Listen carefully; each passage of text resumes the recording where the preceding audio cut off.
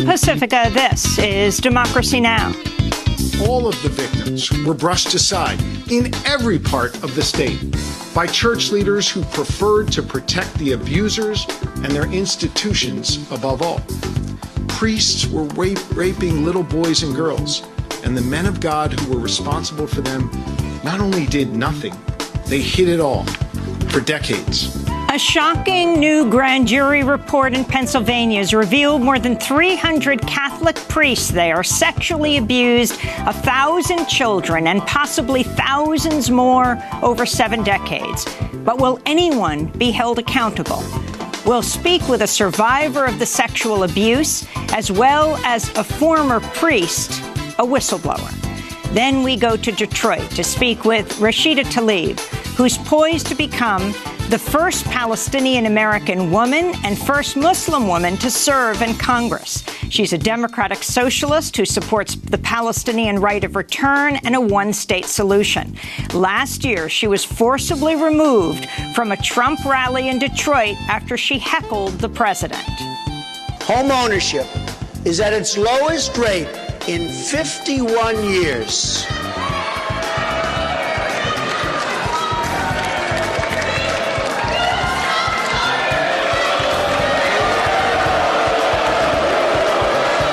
Rashida Tlaib shouted, "Read the Constitution," as she was taken out by security. She'll join us from her home city of Detroit. All that and more coming up.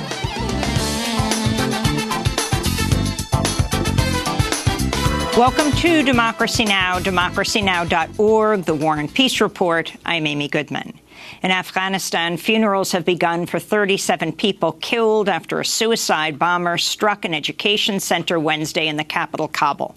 Most of the dead were young women and men who were preparing for university entrance exams. The bombing was followed by an assault on an Afghan intelligence service based in Kabul by gunmen firing rocket-propelled grenades earlier today. Meanwhile, Taliban fighters overran a military outpost in Afghanistan's northern Baghlan province, killing 44 soldiers and police officers.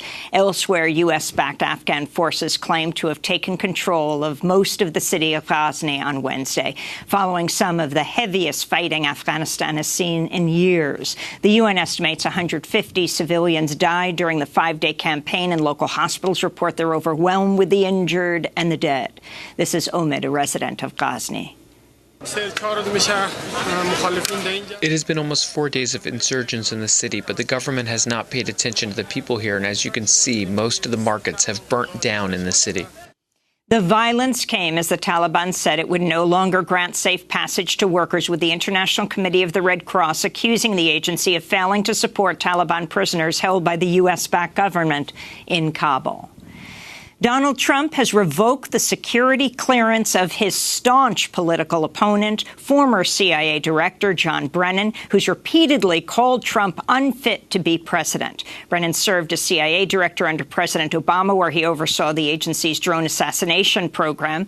Ben Wisner of the ACLU said in response to Brennan's loss of clearance, "We have been unsparing in our criticism of John Brennan's defense of the CIA torture program and his role in unlawful lethal strikes abroad. But Trump's revocation of Brennan's clearance and his threats to revoke the clearances of other former officials for the sole reason they've criticized his conduct and policies amount to unconstitutional retaliation," the ACLU said. At the White House, Press Secretary Sarah Huckabee Sanders said other former executive branch officials who've been critical of Trump could be next. James Clapper, James Comey, Michael Hayden, Sally Yates, Susan Rice, Andrew McCabe, Peter Strzok, Lisa Page, and Bruce Orr. Security clearances for those who still have them may be revoked, and those who have already lost their security clearance may not be able to have it reinstated. Among former administration officials whose security clearance Trump isn't reviewing, Michael Flynn, Trump's former national security advisor, who pleaded guilty to lying to the FBI over his conversations with Russian officials. This all comes as a jury is deliberating over the fate of Trump's former campaign chair, Paul Manafort, who faces 18 charges related to special counsel Robert Mueller's investigation, including tax fraud, bank fraud, and money laundering. And it comes after former White House aide Omarosa Newman, said Trump was recorded repeatedly using the N-word and shared a recording of a White House official discussing potential fallout from Trump's use of the racist slur. Meanwhile, Trump's legal team said Wednesday it may fight all the way to the Supreme Court to quash a possible subpoena from Robert Mueller for an interview with the president. Trump has so far refused to be questioned by Mueller, yet his lawyer, Rudy Giuliani, is saying Mueller should submit his report before September 7th, threatening, quote, if he doesn't get it done in the next 2 or 3 weeks, we will just unload on him like a ton of bricks. More than 300 newspapers and media outlets have launched a campaign today to counter President Trump's attacks on the free press. The effort is led by the Boston Globe, which wrote in an editorial today, for more than 2 centuries, this foundational American principle has protected journalists at home and served as a model for free nations abroad. Today, it's under serious threat, and it sends an alarming signal to despots from Ankara to Moscow, Beijing to Baghdad, that journalists can be treated as a domestic enemy. Unquote. In Turkey, a court has released the honorary chair of Amnesty International Turkey, Taner Kilic, more than a year after he was arrested along with other human rights campaigners for allegedly supporting a failed 2016 coup attempt. Kilic's arrest drew international condemnation over Turkey's increasingly harsh crackdown on human rights. This is Taner Kilic speaking just after his release. Umarım adalet herkes için gerçekleşir. I hope justice will prevail for everyone. I hope the independent and impartial judiciary will serve for everyone. I am not the one in the worst situation. There are people in a worse situation than I am. I hope there will be a fair trial for everyone. Kilic's release came amidst an escalating trade war between Washington and Ankara, and after the Trump administration brought sanctions against Turkey, demanding the release of an American missionary named Andrew Brunson, who was one of thousands of people detained in Turkey after the failed coup of 2016. In Brazil, jailed former President Luiz Inácio Lula da Silva has formally registered as the Workers' Party candidate for president, even as Brazil's electoral court threatens to invalidate his candidacy. Lula is currently in jail, serving a 12-year sentence on a corruption conviction his party says was politically motivated. Polls show him as front-running candidate for the October presidential elections. On Wednesday, 10,000 of Lula's supporters marched through the streets of the capital, Brasilia, among them former President Dilma Rousseff and current vice presidential candidate Fernando Haddad. Today we won with our strength, our conviction, and with the certainty that Lula is innocent. We know about the framing of Lula. We know that the trial, which from the start looked to take Lula out of the presidential campaign, is a sham trial. A trial in which no crime was proved, much less a single shred of evidence against President Lula. In the Mediterranean, an aid ship carrying 141 migrants rescued off the coast of Libya docked in Malta Wednesday, capping an ordeal that saw European Union member countries deny the migrants a safe harbor for 5 days. The migrants are mostly Eritreans and Somalis, dozens of them children. Doctors Without Borders, which helps operate the rescue ship Aquarius, said many of the migrants fell victim to sexual violence and slave labor in Libya. Last month, President Trump praised Italy's newly elected Prime Minister Giuseppe Conte for denying harbor to the rescue ship Aquarius as it approached Italy with 629 migrants aboard. In Massachusetts, the ACLU says it's uncovered emails showing how a pair of federal immigration agencies work together to trap and arrest immigrants as they arrive for interviews to seek permanent residency. The ACLU says ICE agents coordinated its efforts with U.S. Citizenship and Immigration Services as immigrants arrive with their spouses who are U.S. citizens at citizenship offices throughout New England seeking green cards. The agencies reportedly scheduled the arrests at times that would attract less public attention. The Centers for Disease Control and Prevention says a record 72,000 Americans died of drug overdose deaths last year as the opioid epidemic reached new heights. 2017's death toll from overdoses increased by about 10% from a year earlier. It surpassed the number who died from car crashes, gun violence, and HIV/AIDS combined. 2 Senate Democrats up for re-election in states Trump won in 2016 met with federal Judge Brett Kavanaugh Wednesday, further dimming the prospects of opponents of Trump's far-right Supreme Court nominee.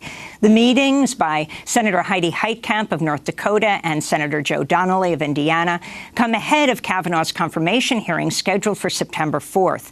This comes as some Democrats blasted the process for Kavanaugh's review. Massachusetts Senator Ed Markey tweeted on Wednesday, quote, Chairman Grassley has unilaterally ruled 1/3 of Kavanaugh records to be committee confidential, meaning anyone not on Judiciary Committee cannot see them. That's 79 senators and the entire American public. It's an unprecedented level of secrecy. Hashtag, what are they hiding? Senator Markey tweeted. The Puerto Rico Electric Power Authority, known as PREPA, said Wednesday it's finished restoring electricity across the island more than 11 months after Hurricane Maria destroyed most of Puerto Rico's electrical grid. Critics warn the grid remains highly vulnerable to future storms as the peak of the hurricane season approaches, and there are a number of Puerto Ricans who say their electricity has not been restored.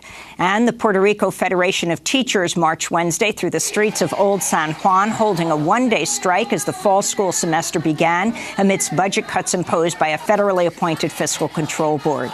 Teachers are demanding a reconsideration of the closing of more than 250 public schools, an increase in teacher salary, and no more privatizations of public schools. This is striking teacher Noelani Fuentes Cardona. They eliminate a budget, but nonetheless, in the executive and administrative positions, millions and thousands of dollars are wasted on salaries. But in the classroom, nothing is invested like it should. So we have the contradiction of closing job placements but hiring in other executive positions and distributing money in places that are not necessary. If there are budget cuts, they need to redistribute the small amount of money, or lack of, into the real necessities of the Department of Education. More teachers, facility structures, and materials for our students. If they speak and say that our children are first, let's take that word into action. Let's demonstrate if children are really first or if their pocket is first. And those are some of the headlines. This is Democracy Now!, democracynow.org, The War and Peace Report. I'm Amy Goodman. And I'm Nermeen Sheikh. Welcome to our listeners and viewers around the country and around the world. In Pennsylvania, a new grand jury report has revealed how more than 300 Catholic priests sexually abused 1,000 children and possibly thousands more over 7 decades, and that the church leadership covered up the abuse. On Tuesday, Pennsylvania Attorney General Josh Shapiro described some of the report's findings. In the Diocese of Pittsburgh, the grand jury named 99 priests who sexually abused children. A group of at least 4 predator priests in Pittsburgh groomed and violently sexually assaulted young boys. One boy was forced to stand on a bed in a rectory, stripped naked, and pose as Christ on the cross for the priests. They took photos of their victim, adding them to a collection of child pornography which they produced and shared on church grounds.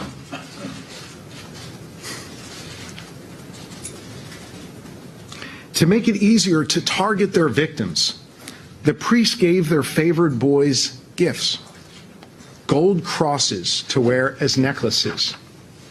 The crosses were markings of which boys had been groomed for abuse. The Pennsylvania report details how priests raped young girls and boys, including one priest who raped a young girl in the hospital after she had her tonsils out.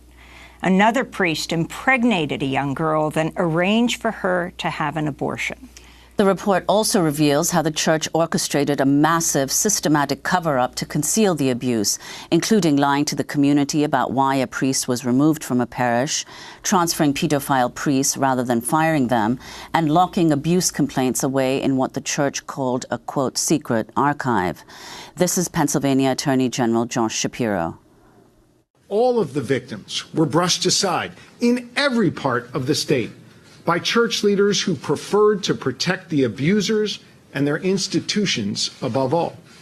Priests were raping little boys and girls, and the men of God who were responsible for them not only did nothing, they hid it all for decades. Monsignors, auxiliary bishops, bishops, archbishops, cardinals have mostly been protected. Many, including some named in this report, have been promoted. Father Schlert, identified in the report, is now Bishop Schlert. Bishop Wuerl is now Cardinal Wuerl. Father Zubik is now Bishop Zubik. Predator priests were allowed to remain in ministry for 10, 20, even 40 years after church leaders learned of their crimes. In those years, their lists of victims got longer and longer. While charges have been filed against 2 priests in Pennsylvania, the report states the statute of limitations has expired on almost all of the offenses. On Wednesday, the Center for Constitutional Rights and the Survivors Network of those abused by priests, known as SNAP, sent a letter to the Justice Department demanding a federal investigation into church abuse. Pressure is also growing on Pope Francis to respond as church sex abuse scandals continue to grow across the globe. In a moment, we'll be joined by 2 guests, a survivor of sexual abuse by a Pennsylvania priest and a former Catholic priest who now helps survivors. But first, I'd like to turn to a video produced by the Office of the Pennsylvania Attorney General, featuring the voices of several survivors of church abuse. My name is Robert Corby, and I'm 83 years old. Sean Doherty, 48 years old. Carolyn Fortney, 37. I grew up in a small western Pennsylvania town, Johnstown, Pennsylvania. I grew up in Bethlehem. Anhot, which is like right behind Steel High School, Steelton area. I was groomed starting young. The day I met him, I was around 18 months old. They targeted me because I was fatherless. I was in my diaper and I ran out and ran right to him. We were taught, I mean, the priests and the nuns are God. Just think, like, the word God makes me think of him, and I just... You're being groomed to get used to a grown man's hands, you know, on you regularly. So he would always have his hands on me. When you have the priest touching you every day, you know, that's a hard memory to have. The first thought of an erection that you have in your life is by the hands of the priest. All of a sudden, he was gone. Father Karchik in my 8th grade year was just up and moved with no notice, no anything. The town was devastated. Everybody loved him. They haven't found out yet. He abused it, and the church covered it up. Who would have believed me? A priest in 1948 or 47 would abuse you? Would do that? Never heard of such a thing because they covered it up. It doesn't ever go away. It has an effect on you for the rest of your life. And I'm a survivor. This is not a vendetta against the church. We're called survivors for a reason. These are people that these priests ruined their lives, and they still, at 83 years old, still affects them. I just feel like my whole life has been a lie. Has absolutely destroyed me. My children suffered. My wife suffered. My dad found out, but he went crazy. I was very unaffectionate.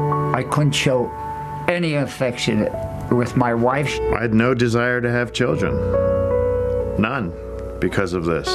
My children I couldn't hold or hug. I didn't feel comfortable at all. I still don't feel comfortable now in relationships. No kids for me. The affection I could give to her.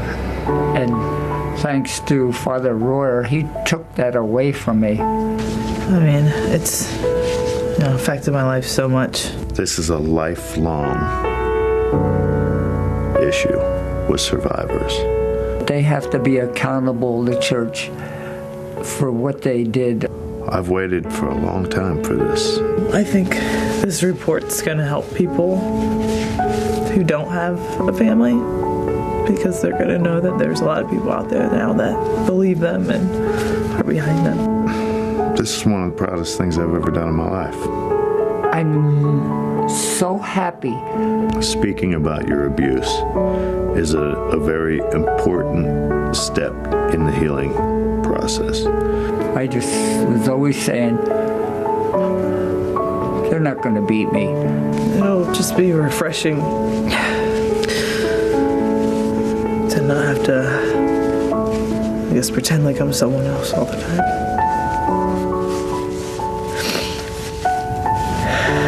It's very lonely, especially when it's your word against God's. Voices of victims of sexual abuse in Pennsylvania. When we come back, we'll be joined by one of those victims, Sean Doherty, as well as a whistleblowing priest, Bob Hoetzen. Stay with us. Thank you for hearing me. Thank you for hearing me. Thank you for hearing me. Thank you for hearing me. Thank you for loving me. Thank you for loving me. Thank you for loving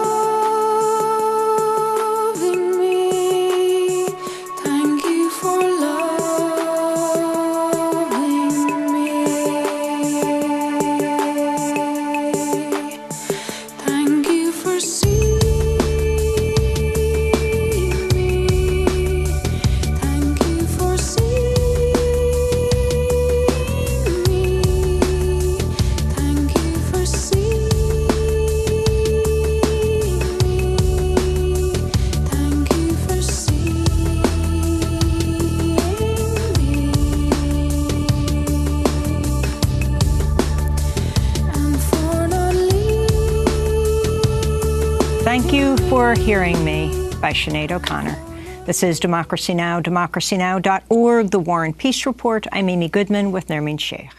We're continuing to look at the shocking new Pennsylvania grand jury report that has revealed how more than 300 Catholic priests sexually abused 1,000 children and possibly thousands more over 7 decades, and that the church leadership covered up the abuse. We're joined now by two guests. Sean Doherty is with us. He was molested by a priest from Altoona-Johnstown Diocese in Pennsylvania for 3 years, starting when he was 10 years old. The priest responsible, George Kocharczyk, has been defrocked. Even though the FBI determined he was a child predator, the priest cannot be tried as such because of expired statute of limitations. Sean Doherty's story was one of many included in the grand jury report released on Tuesday. Bob Hoetzen is also with us, a former Catholic priest, co-founder and president of Road to Recovery, which assists victims of sexual abuse. We welcome you both to Democracy Now! Sean, we saw you in the clip released by the Pennsylvania Attorney General. Talk about what happened to you, how old you were, and when you blew the whistle or told anyone. Beginning in 5th grade, my priest, my religion teacher, my Pee Wee basketball coach was Father George Kocharczyk, a well-loved young priest in our community who had been grooming me for years of getting used to him handling me physically, touching me, having him close to me. And in the 5th grade, that touching progressed to sexual assault. George Kocharczyk, to this day, I believe he must have, my belief is that he has a personal infatuation with male genitalia. I believe from the patterns and the things that he did throughout the 3 years, I believe he was testing us to see, he wanted to know the exact day that we were going to be sexually mature, in my opinion. And that progressed to one-time digital penetration in a shower when I was 13. I did not like that experience at all, and I gave him a look in the shower, and surprisingly, it ended for me that day in the shower. Unfortunately, for some of my friends, it continued for them. Do you know how many people were involved? How many children? He admitted to the Altoona Johnstown grand jury to being close to 12 boys. I imagine it's a much bigger number than that. And when did he admit this? The report was released in March of 2016 by then Attorney General Kathleen Kane of Pennsylvania. And on pages 66 and 67 of that, my name is a redacted name. And at some point over the course of that grand jury investigation lead up to that rollout, he admitted to that. And it's in the report. What did the church know of what he was doing? He not only groomed Here's the fun part. He groomed your parents as well, going bowling with them. Not just mine. Not just my parents. He groomed the entire community. Since becoming public, after the report came out, reading that, I just said, I can't stay silent. Well, what drew me out was a newspaper article with him on the front page. 2 people had gone to the Bishop of Altoona Johnstown Diocese in 2012 to call him out. 6 years ago. Those 2 same brothers went to the then Monsignor in 1983 about Father Koharchik in my 8th grade year. Reported it, confirmed it. Monsignor went then to Bishop Hogan, covered it up, and this is firsthand experience by one of the brothers. I grew up with these guys, Bishop and now Hogan, I know the Bishop Bishop Hogan, of Altoona Johnstown, years ago, made an arrangement, a financial. We need to protect the church. We need to protect the reputation. We need to protect your kids. We need to keep it quiet. And they agreed to transfer him. It took them 6 months. They didn't tell anybody. They permitted. I grew up a block from the school. It was in my 8th grade year. They didn't tell anybody.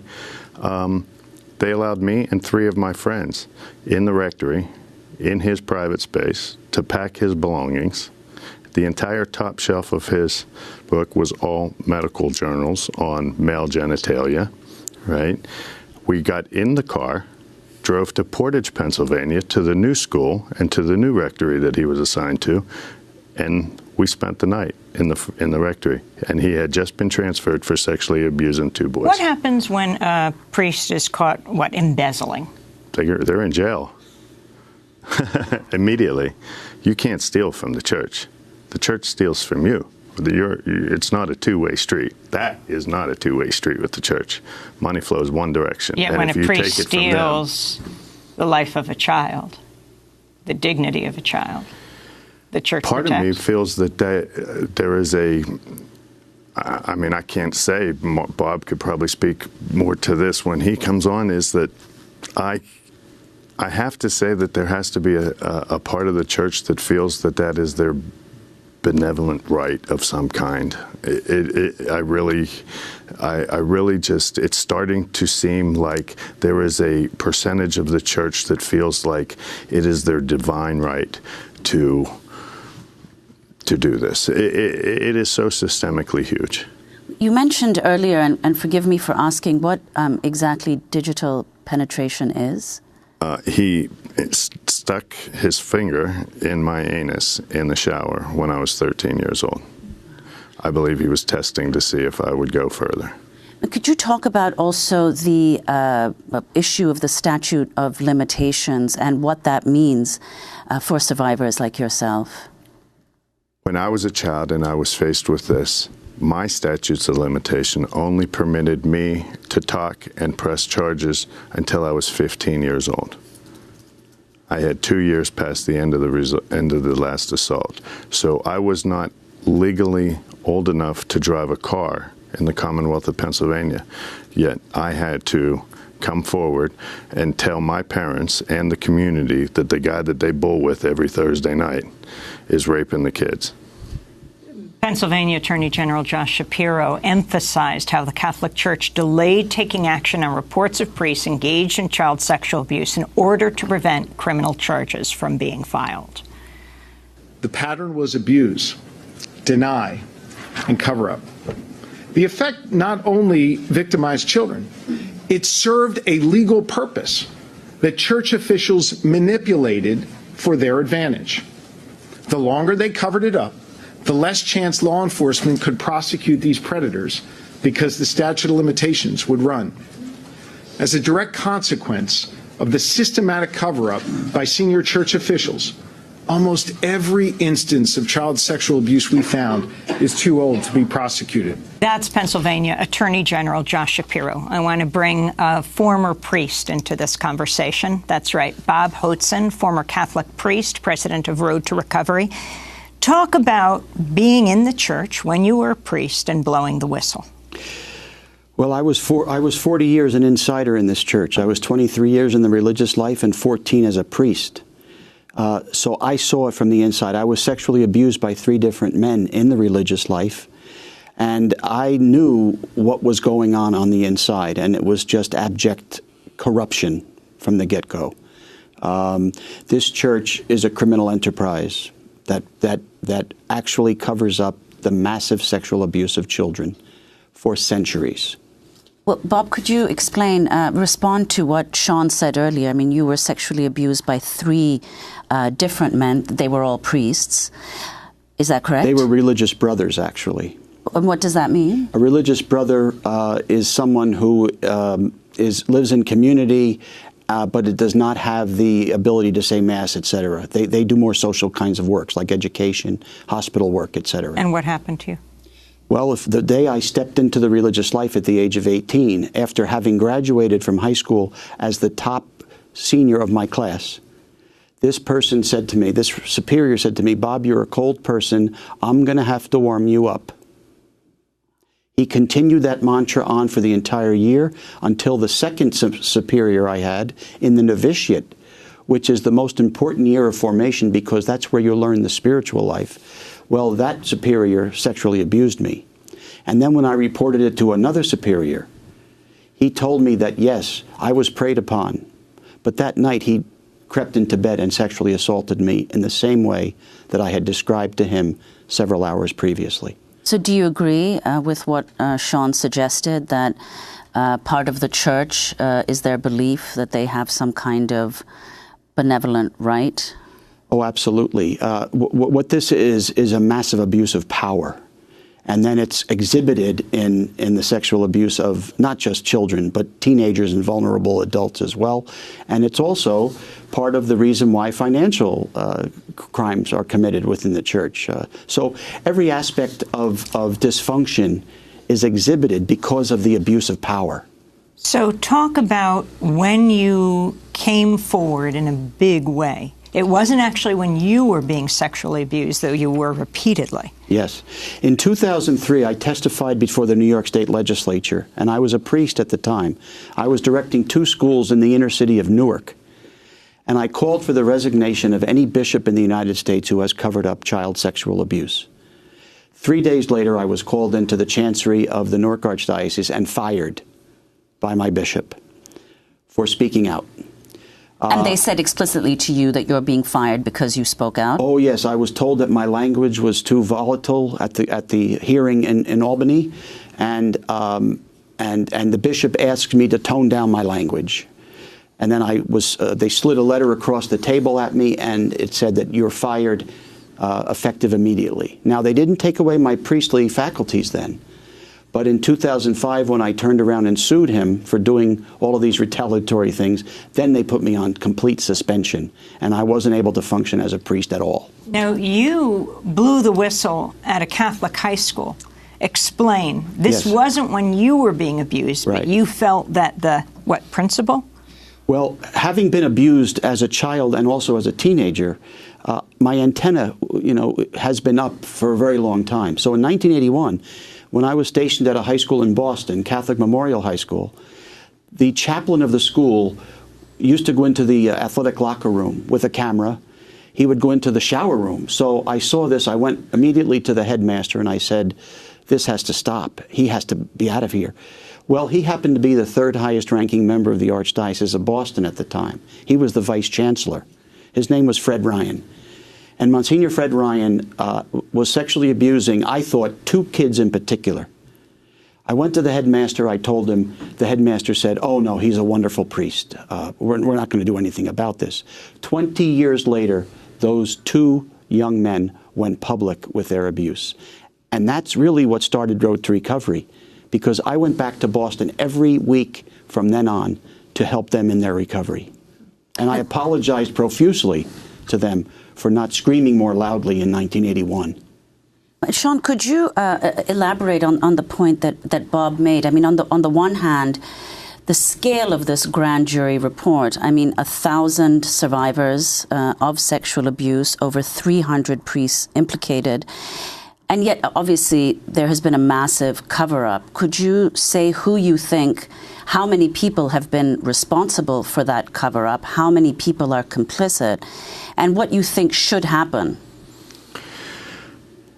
There's really no current way to tell how many people are involved in the cover-up. I mean, the Roman Catholic Church is a massive organization that has many hands and fingers that are willing to help. It's not hard. It hasn't been hard for them to find an enabling ear to bend. So they are having a lot of help. What should happen as a result of this? These are crimes. Massive amounts of crimes have been committed, and crime deserves a punishment. You know, use a little of the Catholic tough love with the Catholic Church. You know, the legislative end of this in Pennsylvania, I have been to the Capitol regularly for the last 2.5 years since becoming public to pass very common sense legislation that Representative Mark Rossi of Berks County, also a rape victim of the church. He was raped in a shower at 13, which is why he's a representative, and he's pushing for this legislation. The Republican-controlled Senate in Pennsylvania that is dominated by lobbyists from the Insurance Federation, from the Catholic Conference, will not let it go. What is the Insurance Federation? The insurance agents don't want this law to go through either because they're the ones that are going to be set foot in the bill. The church only does it. They don't pay for it.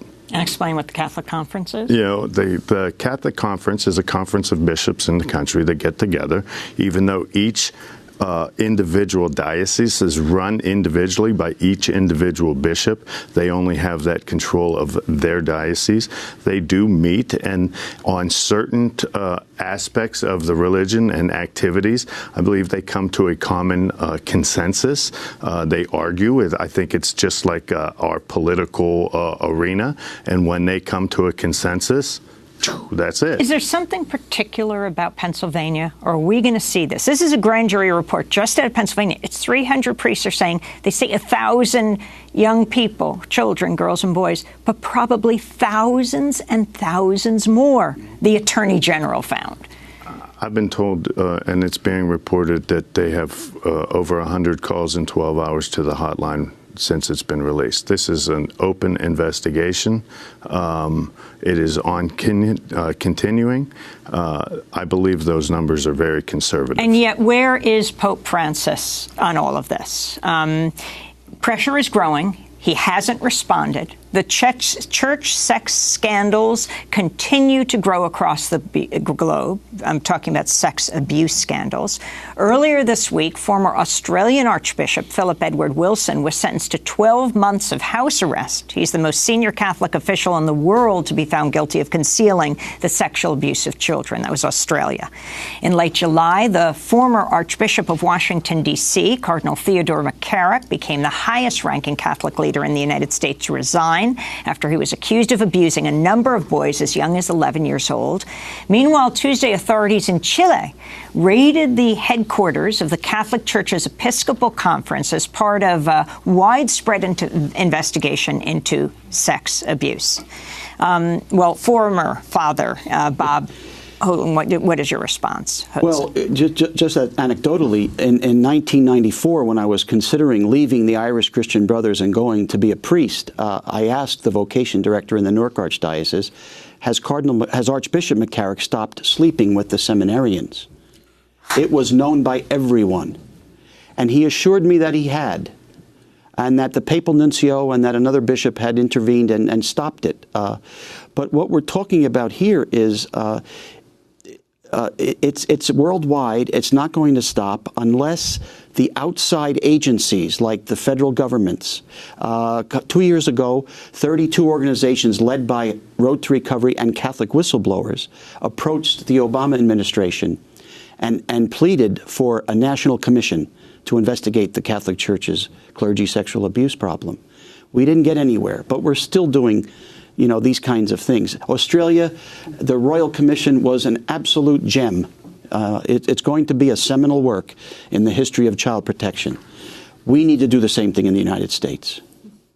And what do you expect? Do you think that the Vatican will respond, Sean? I think eventually they're going to have to respond in that, and I think the politicians are going to have to respond. Let's keep in mind, this is a very damning report that was exposed. They were successful at redacting 30 names. Every diocese in Pennsylvania... Of the priests. Of the priests. Every diocese in Pennsylvania is exposed, right? So if you're a Pennsylvanian, listen to this, and you have young daughters or young boys, I can't tell you where in Pennsylvania those 30 people are right now. The only way we can do that is if we pass Mark Rossi's legislation, because those 30 are going to argue before the Supreme Court. The Catholic Church and those 30 are going to be hidden unless the Supreme Court releases those names. So there's no telling where these 30 guys are operating in Pennsylvania. You compare the treatment of these rapists and the cover-up of them to, the National Catholic Reporter 2010. A Catholic nun who is a member of a Phoenix Catholic Hospital's ethics committee was excommunicated and reassigned last week for a role in allowing an abortion to take place in a hospital. The surgery considered necessary to save the life of a critically ill patient. Do you compare it to that? And you think about the other stories that were told. For example, this was in the Pennsylvania Attorney General's report. Ex-priest Edward Ganster left the priesthood in 1990, moved to Orlando, Florida area, and went on to work at Disney World before he died in 2014. And how is that connected to the Catholic Church? He got a letter of recommendation from the Catholic Church. Yeah, this is systemic. It's when Governor Frank Keating resigned as the chair of the first National Review Board that was set up after the Dallas Charter was passed in 2002, he resigned and said, this is exactly what the mafia is like. It's dealing with the mafia, and that's what we're dealing with. And we have to make sure that Catholics now take back their church and insist that these people are eliminated, fired. And that's what the Pope has to do. He has to have mass firings of bishops, and the leadership has to change. And that, of course, leads then to the structural changes that need to be made. Things like mandatory celibacy, which is absurd. And in 2018, the fact that we still have some of these traditions in place. And what about nuns as priests? Of course. Women have to have full participation in the church. If women were in leadership positions, this never would have happened. For parents? I'd like to go one step further. Not only leadership positions, power, position of power. If a woman that is celibate on level heading as a priest, a nun is not on level heading as a priest in the eyes of the church. But in the eyes of the church, if a nun feels, I'm not saying on the outside, within herself feels that she is on equal footing with this priest, there's nothing to prevent her from saying, hey, what's going on here? This is no more. Like they did to us. The nuns are excellent at it, let me tell you. I grew up with nuns, and they're good at policing, but they only have so much power. You know, you can't police the priests if you have less power. Well, we want to thank you both for being with us, for sharing your stories, for responding to this report, and of course we'll continue to cover this story. This is one state, Pennsylvania. Do you know of other states that are doing this kind of investigation? Here. We're sitting in one of the worst. New York. Absolutely. And we have the most archaic laws here. We're equal to Mississippi and Alabama as far as our statutes of limitation in New York go. Plus, I will tell you, we have Times Square, St. Patrick's Cathedral, Niagara Falls. These guys work just like single guys. They bring them across state lines. Let's go to New York. I'll take you to St. Patrick's. I'll take you to a Broadway show. We'll go to Niagara Falls. And you'll be sexually abused, but it'll be okay. You'll have a great time. We'll get you a I Love New York hat, and we'll take you home to your family. We need 49 more grand jury investigations is what we need. In all the states. Sean Doherty, survivor of sexual abuse by a Pennsylvania priest, and former Catholic priest Bob Hotzen, president of Road to Recovery. This is Democracy Now!, democracynow.org, the War and Peace Report. When we come back, meet, who could be the first Muslim woman member of Congress. We're going to Detroit to speak with Rashida Tlaib. Stay with us. Pretty women wonder where my secret lies. I'm not cute, built to suit a fashion model size. But when I start to tell them, they think I'm telling lies. Oh, it's in the reach of my arms, the span of my hips, the stride in my steps, the curl of my lips. I'm a woman, phenomenal woman. Oh, I'm a woman. Oh, baby, that's me.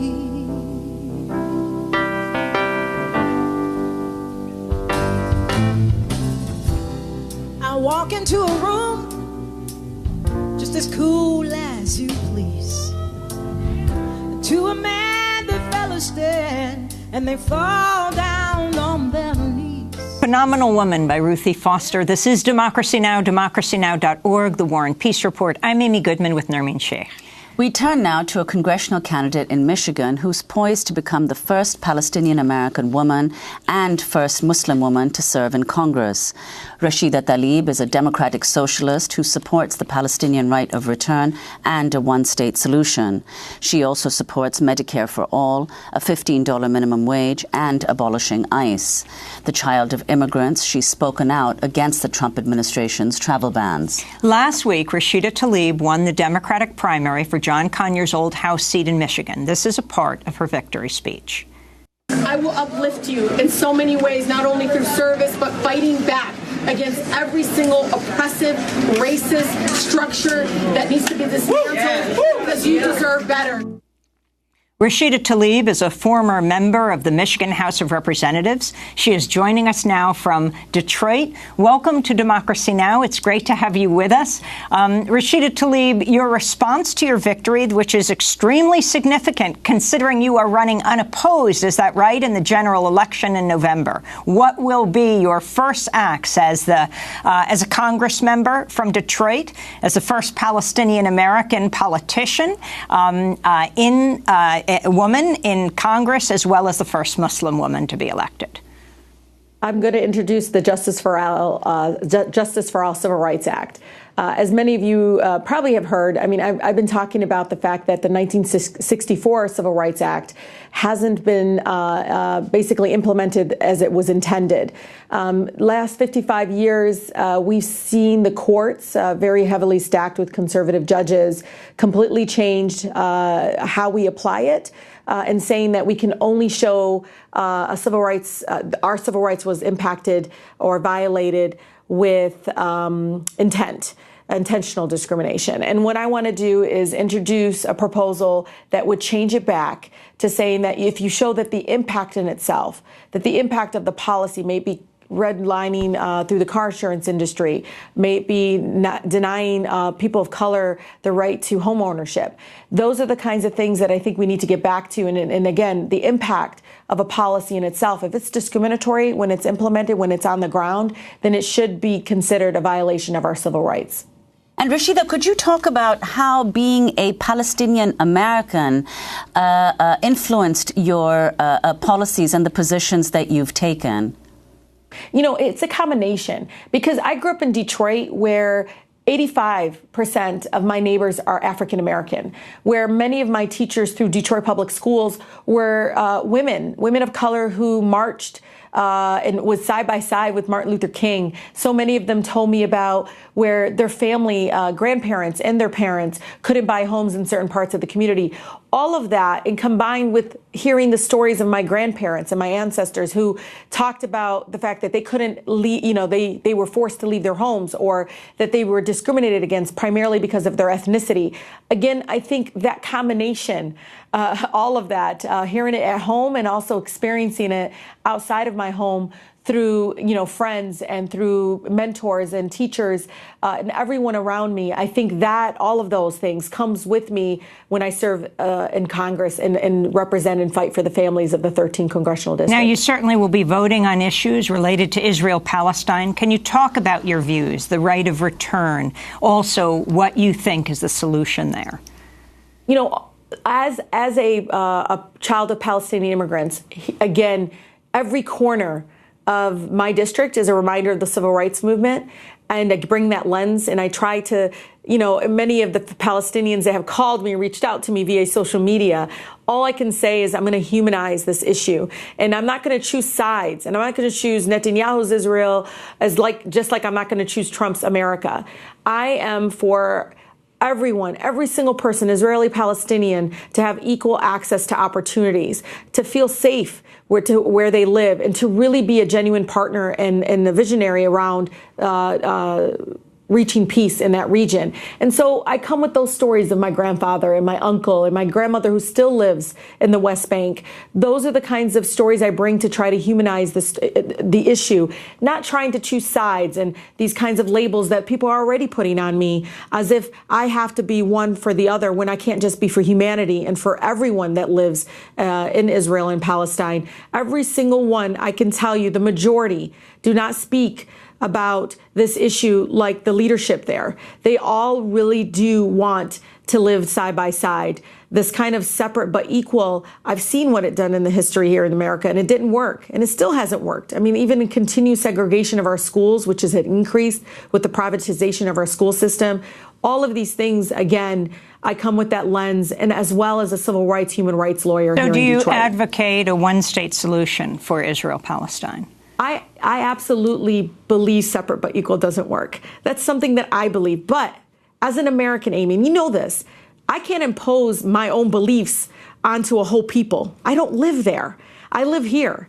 But I can tell you, if it was something of possibility for a two-state solution, absolutely. Do I think it may work? That's my only opinion, is I don't know, because I've seen that, South versus North didn't work for us. And so I really just see this again through an American lens that grew up in a predominantly African-American community, and looking at that history and understanding that those both one state and two state is a struggle. And for us to be able to try as Americans to finally just step back and allow people to determine that themselves, not to impose my own opinion onto a whole people. So know that I believe in those kinds of values of equality, and that equality and justice for someone shouldn't be based on their ethnicity, on their faith. And I think that is what drives me to say, of course, I prefer and lean towards one state, because I'm optimistic. I'm hopeful that the day that my grandfather told me the story of the Arab Jew that used to farm next to him, that it wasn't who was Palestinian Israeli. They both were Arab. They both were farming just like, and providing for their families. Again, I'm an optimist, and that's what I believe in, is one day to get back to that moment where my grandfather can look to his neighbor and not think that he's less than. Well, Rashida, to go back to the policies that you have advocated here in the U.S., of course, you support Medicare for all, as we mentioned earlier. You were asked by the New York Times how you plan to fund that. And you pulled up the Department of Defense website and read aloud its daily announcements of new contracts, some for hundreds of millions of dollars. I mean, you've also taken a very strong anti-war stance. So could you say how you intend to cut military spending, and whether you hope to find many Democratic allies in attempting to do so? Absolutely, because we have to separate this idea of supporting our men and women in the armed forces. And I can tell you, this is about the military complex, Amy. I mean, this is just like I say, look at how we're funding education, which is now becoming an industry, a for-profit industry. And I don't want military, our health industry. I mean, look at what's happened, that every single thing from even our police has become a for-profit industry. These are private companies. I mean, yesterday, I think it was $44 million in contracts to for-profit companies, industries that are getting money to do work, with the Navy and the Army and so forth. And so when I pulled up the website, I wanted to prove a point that is this money that is really helping the American people, or is it helping companies? Because when we become a kind of company and corporation-driven government, from having our military and having our education system, even now our healthcare system is so much leaning towards very corporate-like and very for-profit. I think that's when the danger comes in. That's when we know those people are not for us. They're for the greed that comes with trying to privatize our whole military industry. Rashida Tlaib, with the Israeli military killing, it's believed, over 140 Palestinians in the latest protests in Gaza, do you believe the U.S. should cut off military aid to Israel? I believe that we shouldn't be supporting any form of aid towards countries that are killing people that are innocent. And you can claim, as many will claim, that this is about security and so forth. But I think America needs to be held responsible. I mean, me as an American, I know and feel that when you see protesters, peaceful protesters marching, if it's in Gaza, all the way to even Africa and other parts of the world, I see it everywhere, that if it's promoting the violation of people's international human rights, if it's promoting the lack of freedom of speech and lack of freedom to assemble, which is our core, part of our core of who we are as Americans, then yes, cutting off aid is a possibility for me. Absolutely. I mean, we have to use our American aid and our partnership as leverage, Amy, to promote who we are. And we don't do that by supporting those kinds of killings. I just wanted to go to this amazing 2016 moment. It was right after the Democratic Convention, and Donald Trump spoke at the Detroit Economic Club. This is right after Khizr Khan had held up the Constitution and told a candidate Trump to read it. During Trump's speech, women in the audience repeatedly stood up to ask about a stance on sexual harassment in the workplace. One of the women was you, Rashida Tlaib.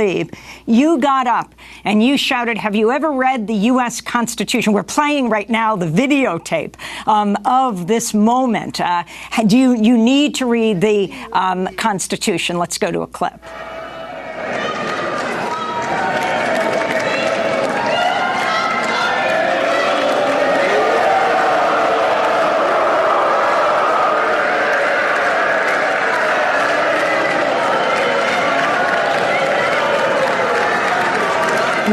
Watching right now, Rashida, you being taken out by security as you were standing there. Talk about what you were chanting in these last 30 seconds, what you were demanding of then candidate Donald Trump. I was asking him, as he comes less than a mile away from where I live, is if he ever read the U.S. Constitution and what part of the U.S. Constitution does he believe in. I think it's so important that we really get back to who we are. And Trump's America is not who we are. And it was really my most American thing that I could ever have done is ask him a question that day, alongside with 12 other incredible women who also asked about labor rights, sexual harassment in the workplace. Could you see yourself doing the same thing again with you as a Congress member and him as president? I'm bringing my bullhorn to the floor of Congress, Amy. Well, we're going to do part 2 of this discussion, and we'll play that as well and post it at democracynow.org. We particularly want to ask you about what democratic socialism is. We've been speaking with Rashida Tlaib, who's poised to be the first Muslim woman elected to Congress. I'm Amy Goodman with Nermeen Sheikh.